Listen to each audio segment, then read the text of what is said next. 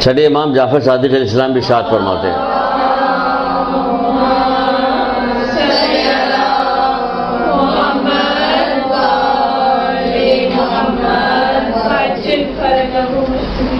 آپ نے اس سے فرمایا، ایک آدمی جو امام جعفر صادق علیہ السلام کی خدمت میں بیٹھا ہوا تھا، آپ نے اس سے فرمایا کہ میں تجھے ایسی چیز بتاتا ہوں کہ آتش جہنم سے حفظ امان میں تو رہے گا، اللہ تجھے آتش جہنم سے حفظ امان میں رکھے گا۔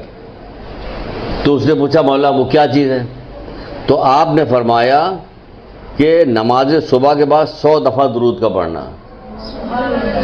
نماز صبح کے بعد 100 دفعہ درود کا پڑھنا کیا ہے؟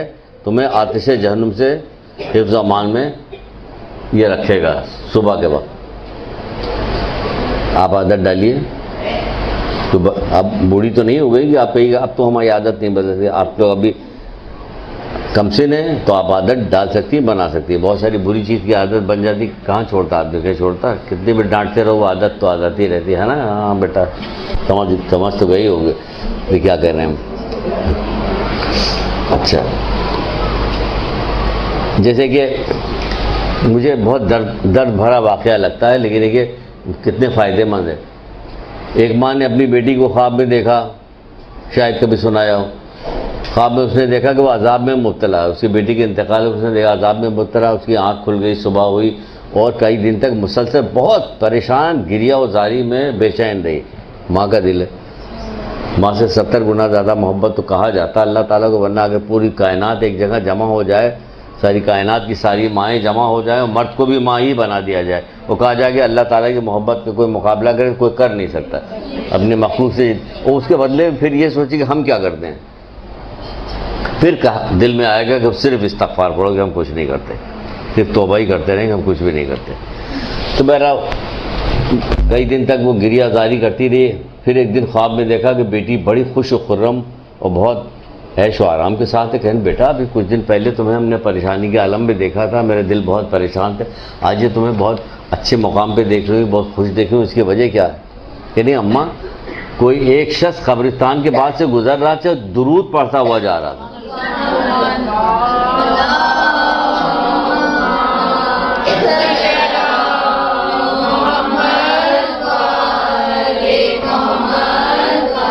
تو اس کی وجہ سے سارے قبرستان والوں کے جو ہوتے عذاب ٹل گیا پر، اور یہ نعمتیں ہمیں سب کو مل گئی۔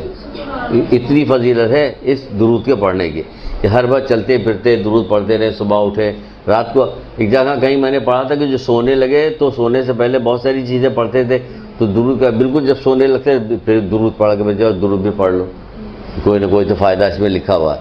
تو یہ قبرستان جیسے جا کر تسبیح پڑھنے درود کیا وغیرہ، تو اگر آہستہ آواز میں درود پڑھ رہے ہیں، دھیرے دھیرے میں درود پڑھ رہے ہیں، وہی اجر ہوا یا بلند آواز کا؟ بلند آواز سے کتنے بڑے سارے گرد لوگ مرد لوگ جو آئے ہوں گے آپ ہی گرد جمع ہو جائیں گے۔ تو آپ اپنا آرام سے پڑھتی ہے، کیسے یہاں تو بلند آواز میں پڑھنا ادھر تو یہاں پہ ہے بھی صحیح ہے کہ یہاں پڑھا جائے گا، لیکن جب عام کہیں جا تھوڑی سی آواز کے ساتھ، نہیں تو اب جیسے کہ اب دفتر میں کہیں بیٹھے ہوئے جیسے ظہر اثر کی نماز آہستہ سے مرد لوگ ہم لوگوں کا آ گیا پڑھ رہے ہیں، بس وقتی پڑھ رہے ہیں کافی۔ ایک آدمی کو اور ذکر ہے کہ اس کو پتہ چلا کہ میرا ایک دوست ہے جو بہت شدید بیمار ہے، وہاں پہنچا تو دیکھا کہ جان کریم ہے، دیکھ کے اسے گھبرا گیا، اس کو دیکھنے لگا، اس سے کہنے لگا کہ بہت تکلیف اور تمہیں اور تلخی محسوس ہو رہی ہے، کیونکہ جان کریم ہے، اس طرح سا تھوڑا علم بھی رہتا تھا کہ جان کرنے کے موقع پہ حلق میں تلخی اور کافی تکلیف ہو رہی، تو اس نے کہا نہیں ایسا تو کچھ بھی نہیں۔ کیا کیوں؟ کہ میں نے رسول خدا صلی اللہ علیہ وآلہ وسلم سے سنا تھا۔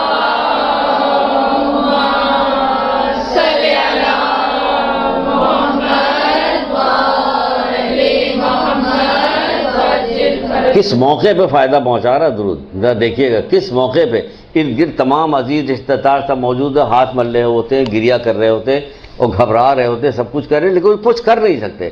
دیکھیے یہاں پہ دیکھیے کہ کس موقع پہ یہ فائدہ پہنچ رہا ہے۔ تو اس نے کہا کہ میں نے رسول خدا صلی اللہ علیہ وآلہ وسلم سے سنا تھا کہ جو شخص بھی مجھ پر زیادہ سے زیادہ صلوات بھیجے گا وہ جان کنی کی تکلیف و تلخی سے امان میں رہے گا۔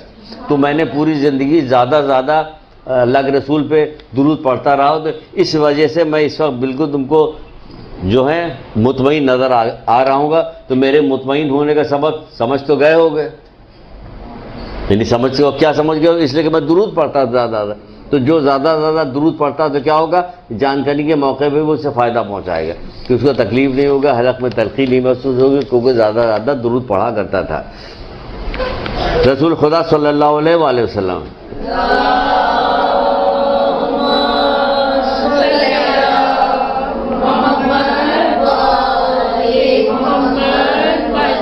آپ فرماتے ہیں کہ جو شخص بھی مجھ پر 1000 مرتبہ صلوات بھیجے گا اسے وقت موت اس کو اس وقت تک موت نہیں آئے گی جب تک وہ جنت کی خوشخبری نہ سن لے. اس کو جب تک جنت کی خوشخبری نہیں ملے گی اس کو موت نہیں آئے گی. اس وقت تک اسے موت نہیں آئے گی جب تک جنت کی خوشخبری نہ سن لے، جو 1000 دفعہ پڑھے. ہاں روزانہ. کیا ہوا؟ پیدائش کے دن سے لے کے مرتے وقت تک 1000 دفعہ ہو چکا ہوں. یہ اتنا یعنی دن میں ایک دفعہ درود پڑھے روزانہ.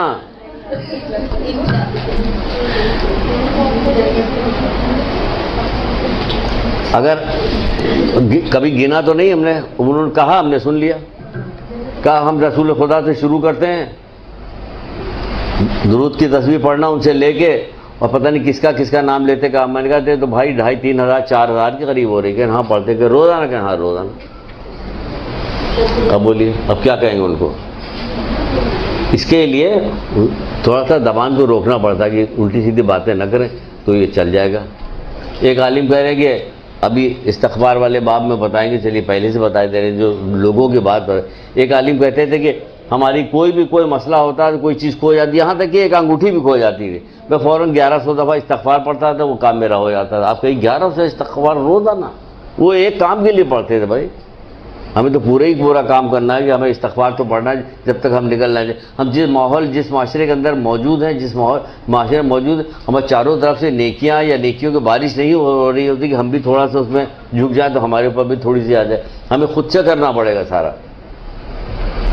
صبح شام ہمیں استغفار پڑھنی پڑے گی، درود پڑھنا پڑے گا، ہمیں مسلسل صدقہ دینا پڑے گا، ہمیں یہ سب کام کرنا پڑے گا. آگے چلتے ہیں، ابھی بتاتے ہیں کیا ہے.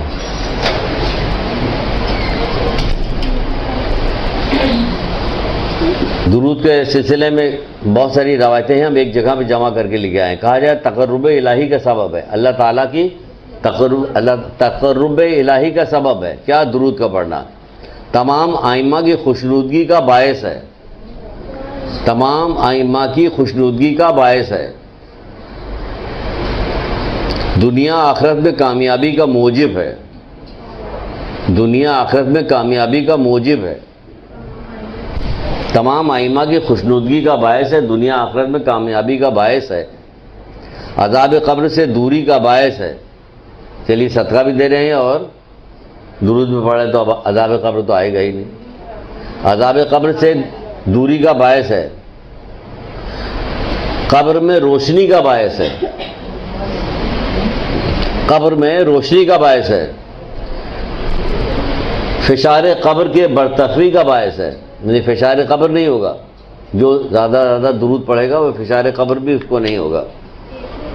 ملک الموت کی خوشنودگی کا باعث ہے. چلیے یہ بھی راضی ہو گئے. ملک الموت کی خوشنودگی کا باعث ہے. اگر بنائے ہوئے غصے میں آ گئے تو ان کو دیکھتے ہی روح فنا ہو جائے گی. پہلا عذاب تو یہی شروع ہو گیا. اور اگر خوشی اچھے خوبصورت چہرے میں آئیں گے، جو حضرت ابراہیم علیہ السلام نے کس نے کہا تھا دکھانے کو؟ کہا کہ کافر کے پاس آتا جو شکل دکھائی دے، کہ بھائی یہی ہے، یہ تمہاری شکل ہی ہے، عذاب کافی ہے. یہ شکل کو دیکھ کے ہی ہوتا. آج کل بڑی ویسی فلمیں بنائی جانے لگی. انگلش کی جو خبریں دیکھو تو ٹریلر دکھاتے کتنی خوفناک شکلیں، بچوں کے کارٹون وغیرہ جو آگے خوفناک شکلوں دکھائے. تو جو ان کو ملنے والا وہ ابھی سے بنانا شروع کر دیا ان کو. تو تم لوگ جو کر رہے ہو اسی شکل میں آئیں گے تمہاری روح قبض کرنے کے لیے. بے فکر رہو تو. ملک الموت کی خوشخبری کا باعث ہے، خوشنودگی کا باعث ہے. رضوان جنت کی خوشنودگی کا باعث ہے. سبحان اللہ، رضوان جنت کی بھی خوشنودگی کا باعث ہے. اعمال کی پاکیزگی کا باعث ہے. کیا؟ درود اعمال کی پاکیزگی کا باعث ہے. میزان عمل کے بھاری ہونے کا موجب ہے. میزان عمل کے بھاری ہونے کا موجب ہے. پل صراط کو عبور کرنے کا باعث ہے. کیا؟ پڑھیے پھر.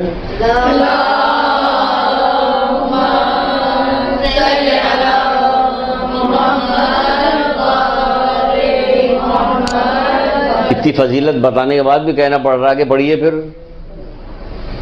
بھائی تمہیں تو ہر میں پڑھنا چاہیے تھا.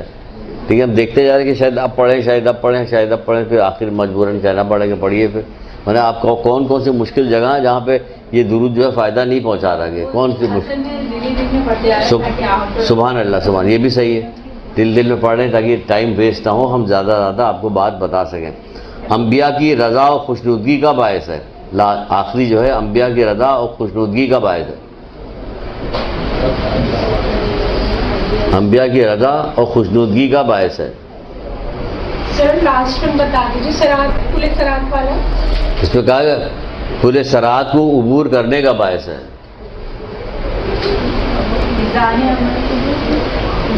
میزان عمل کو بھاری کرنے کا باعث ہے.